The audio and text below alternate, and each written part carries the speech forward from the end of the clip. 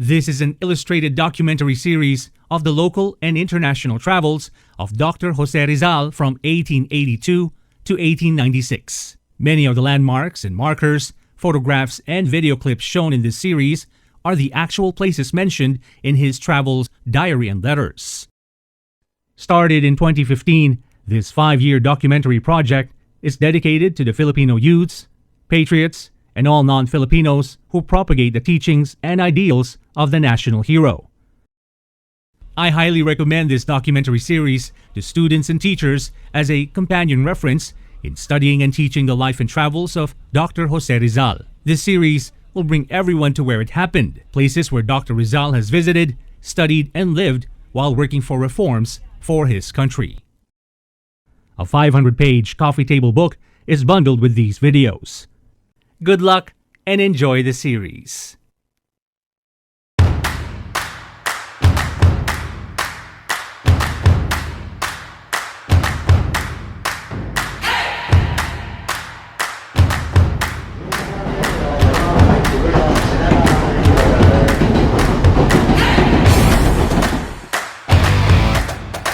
Vaarwel aan Betenland.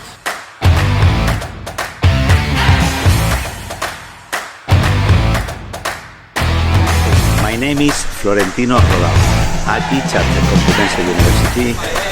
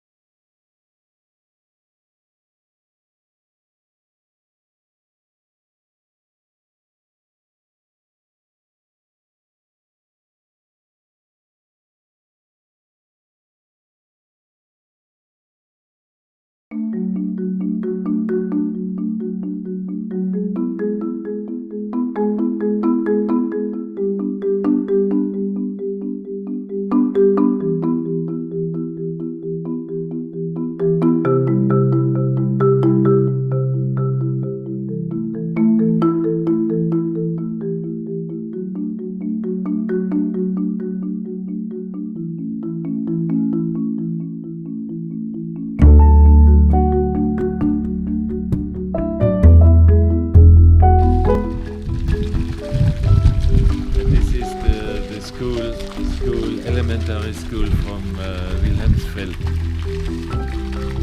and every year there are some children get a prize. The name is Rizal prize, and there's another prize, Ullmer prize. Ullmer prize is for adults.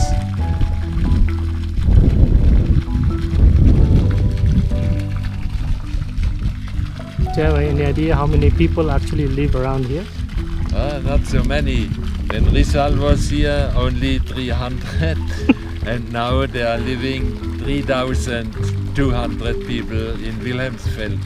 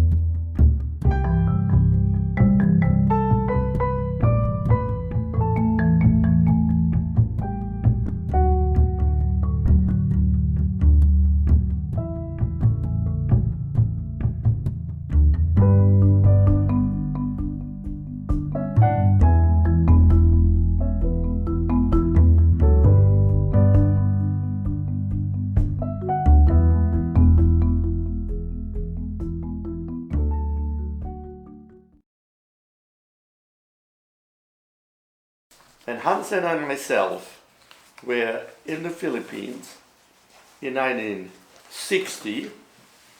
We met a man you only know by... Oh yeah. This is the You general. know, I am the... This is the general. Yeah. The general. The first president of the The Philippines. first president. You know, we were in 1960 when we brought the Ullmer collection. Aguinaldo, yeah. There's the When we brought the Ullmer collection, you know, all these letters and drawings and postcards to the Philippines and donated it for free. Aguinaldo had read in the papers about it, and we were in Manila, and one day the secretary or somebody said, Aguinaldo wants to see us in his home.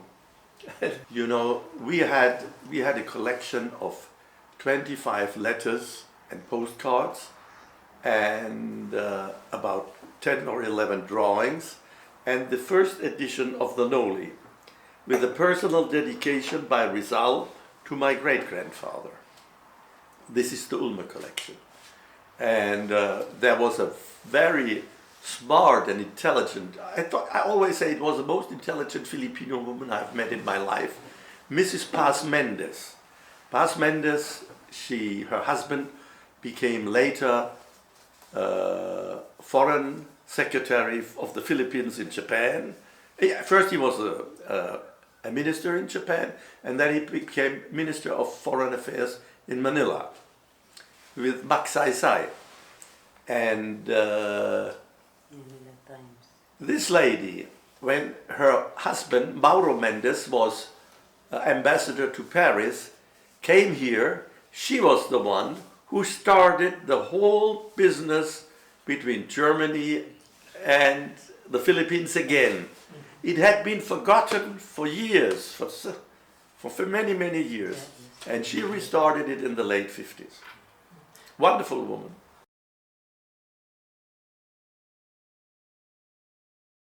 I met quite a few Filipinos who are quite interested in Rizal's life. You know, just to give you an example, Raymond Sitter Reyes, Malu, or Margarita Ventinilla Amadas are people who are highly interested and are working hard to get results, ideas publicized and accepted by the young Filipinos. It's, you know, it's unfortunate all over the world that the younger generation is not so much interested in history. There is a saying, if you don't know your history, you are bound to repeat the mistakes you have made in the past. And whenever we get a chance to talk about Rizal, we take that opportunity. And whenever we get something new, like Transcending Rizal or a lot of books, we love to read them. And there are many things. Or when you talk about Carlos Quirino's book, Old Manila, you know, Carlos Quirino's book about Old Manila. If you are a young Filipino and you look through these beautiful drawings of the past, or you see the coins, this is just wonderful, and it's exciting. And for me, I rarely watch television, but if I take a book like this, I wander in a different world. But I'm a very bad example for the present day population. If you are interested in your country, look at that. If you can see how your ancestors have looked like, a priceless book.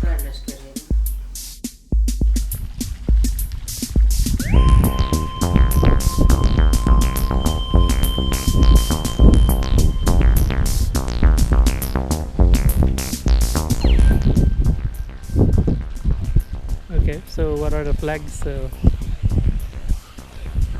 Yeah, when we start on the right side, this is the German flag. The next, the yellow flag, this is from this state, Baden. The next is the blue and white. This is Wilhelmsfeld village. And you know the left side is the national flag.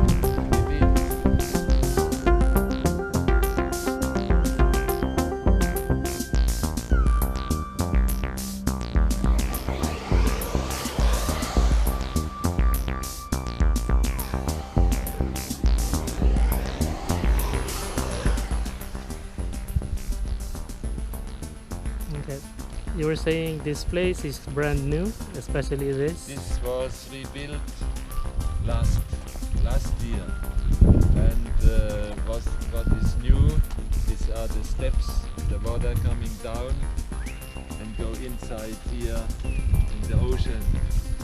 And in the ocean you can see 1, 2, 3, 4, 5, 6, 7, 8, 9 islands.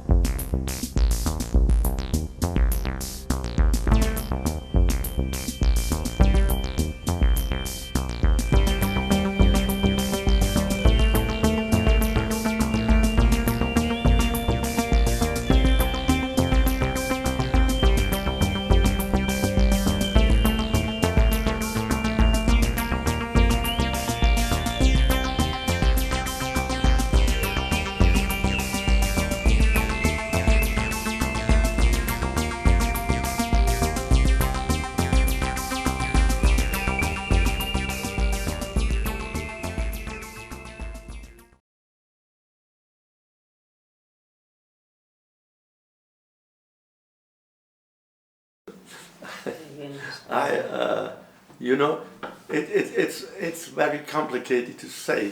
There is a Belgian, a fan of Dr. Rizal, and he knows probably most in Europe is Eugène Spital. He's probably the one who knows most. This is what I learned, and this is what I have told my children. Freedom can be achieved without fortitude, and education can only be reached by hard work. And this is, if you read Rizal, when he writes the letter to the women from Malolo, you know, what does he tell them? You know, it's for us Germans, it's very charming because he describes very nice customs or habits of German women. But these is flattering for us that Rizal thought to give this as a leading example to his countrywomen. But again, he says, nothing will be given to you without effort. If you don't strain yourself, you stay where you are, poor. They all admit if you don't work hard like Rizal, our ancestor did, you will not be successful in life.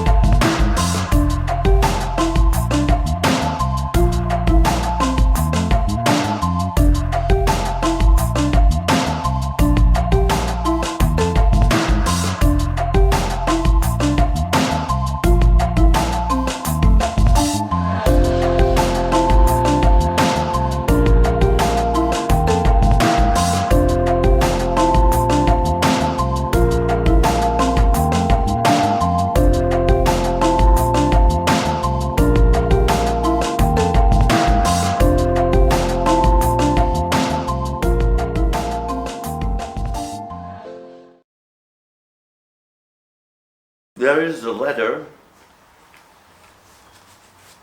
by Rizal saying to Blumentritt,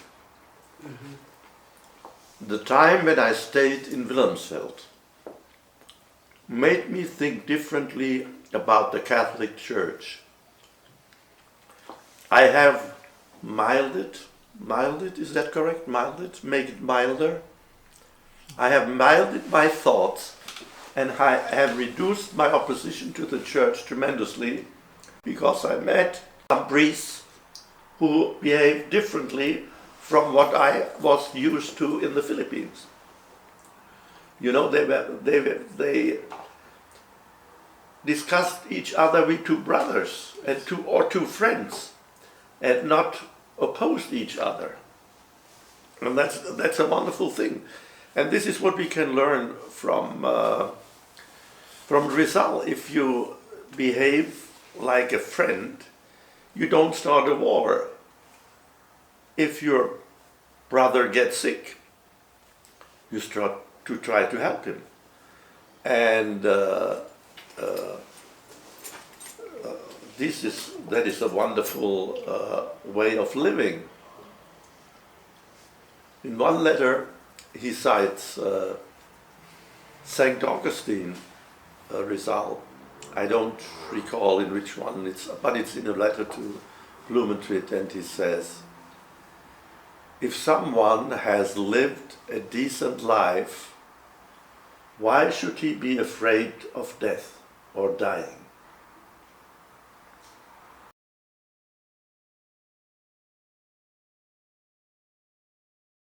You know, the reason why we took it, El Filibusterismo, is not a title that in present days people know what the filibusters were. You know, this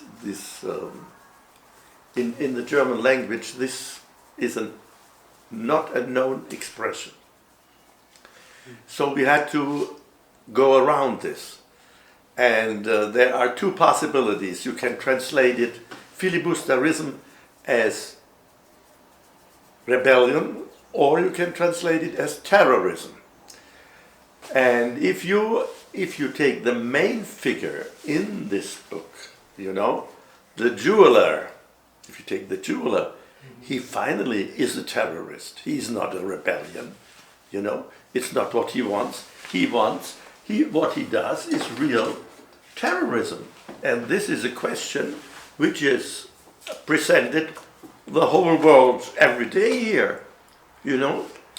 And what Rizal describes in the book, he describes, first of all, the thoughts of the main terrorists, but he also shows how the main terrorists, in which way he draws company and gets help and get things to start terroristic attacks. If you remember, at one time there is that wedding party, the big wedding party where the governor is there and all the high officials of Manila and from the church and so on. And the terrorists, the main figure, they put a bomb in the lamp, you know, and all this. I don't have to tell you this. But the reason why he didn't succeed was because there was one courageous Filipino student. And this courageous Filipino student is depicted in chapter 27. And whenever I give the book away, I said, you don't have to read the whole book. You may not be interested in the Philippines. You might be interested in Rizal. Yeah? But if you're interested in terrorism and a young philosophical thinker, read this chapter 27, the young Filipino. And it's just, I always, you know, whenever I read chapter 27 again, I find a new avenue to Rizal.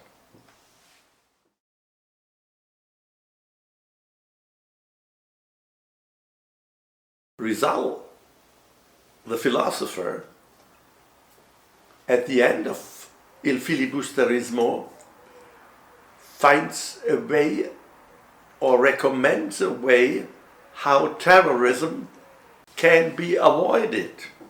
He shows us a way. He says, love is the one. Love is one way, and the other one is education and understanding. And if you go on that road, and if you follow these traces, you will not become a terrorist. You cannot become a terrorist. And later on, we were introduced to also a very interesting young Filipino lady, Gemma Cruz Araneta. You know her? Yeah. Gemma Cruz Araneta, I know when she was 17 and I was 20, so quite a long time.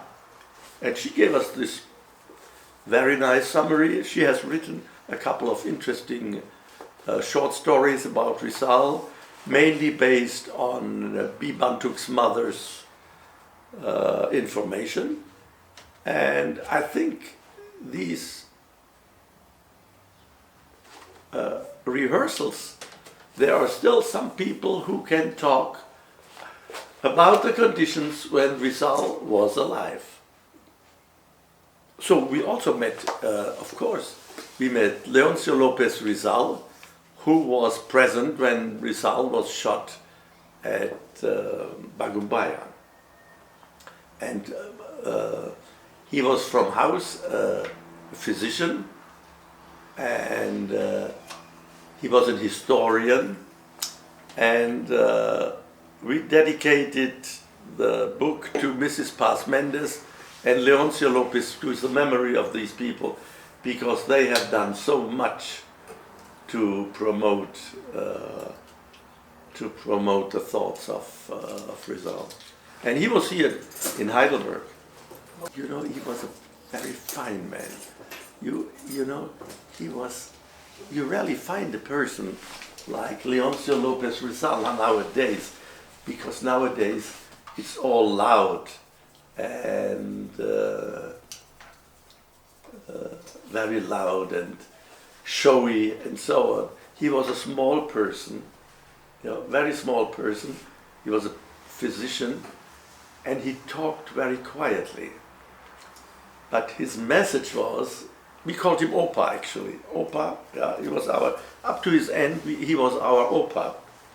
He didn't, and he accepted it very well. When we came there, he said, how old are you? And then I said, I think I'm in the age of an Opa. And I want you to know that I love you like your Opa.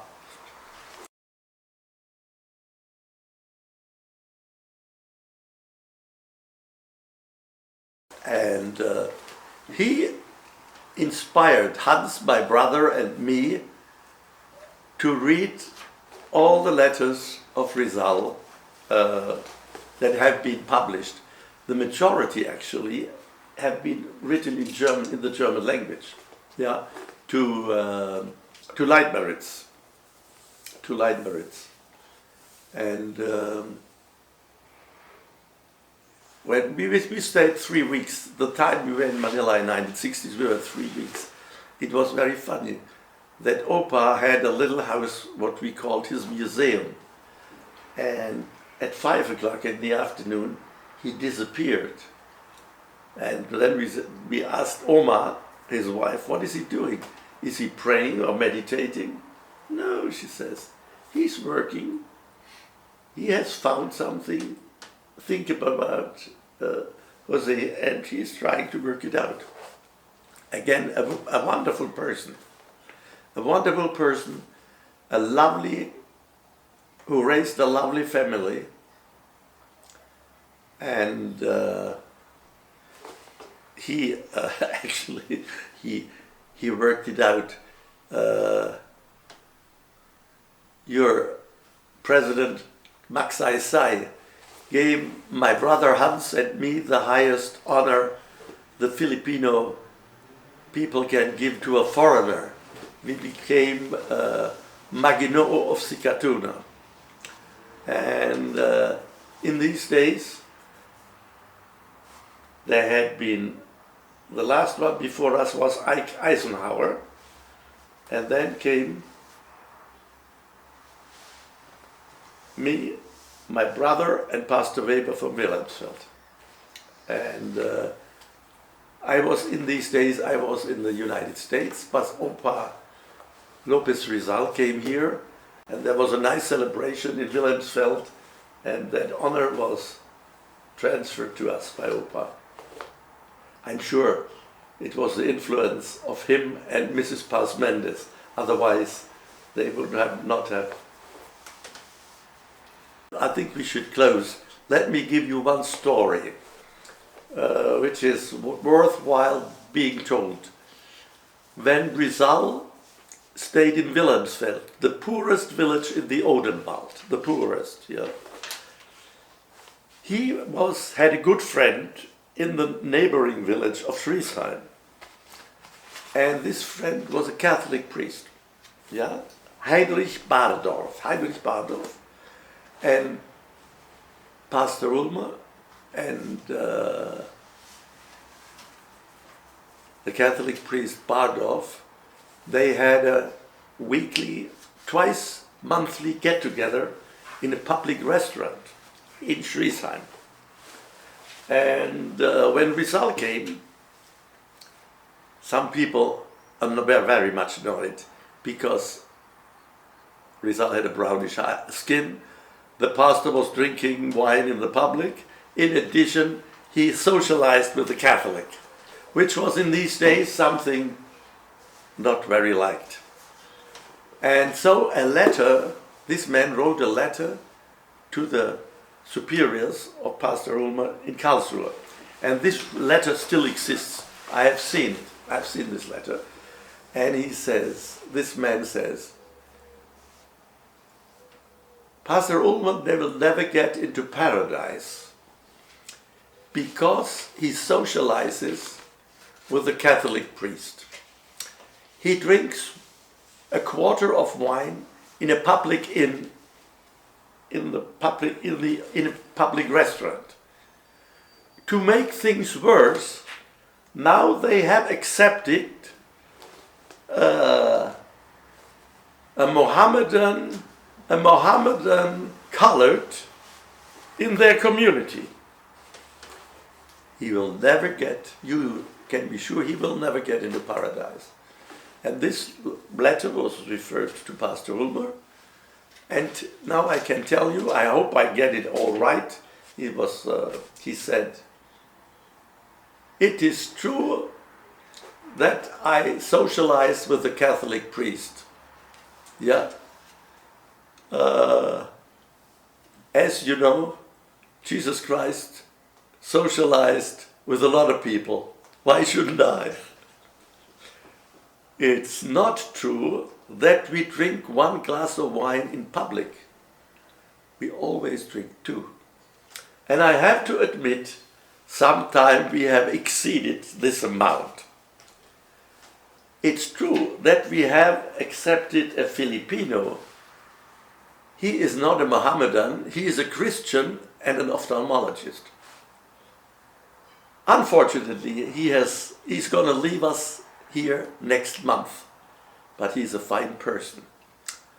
But whether all this will prevent our Heavenly Father that Pastor Ullmer and Father Bardorf will not go into paradise cannot be decided yet.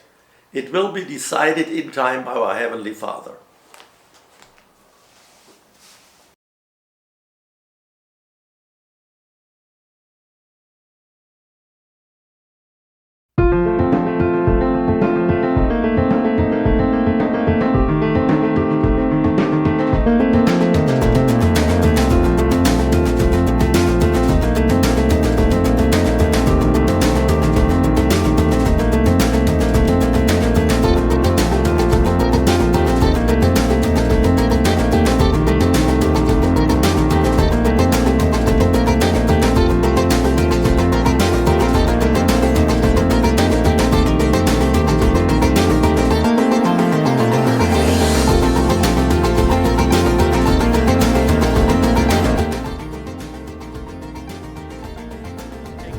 Are you okay with the heat, or are you okay with the sun? Is that maybe too hot for you? I'm Filipino.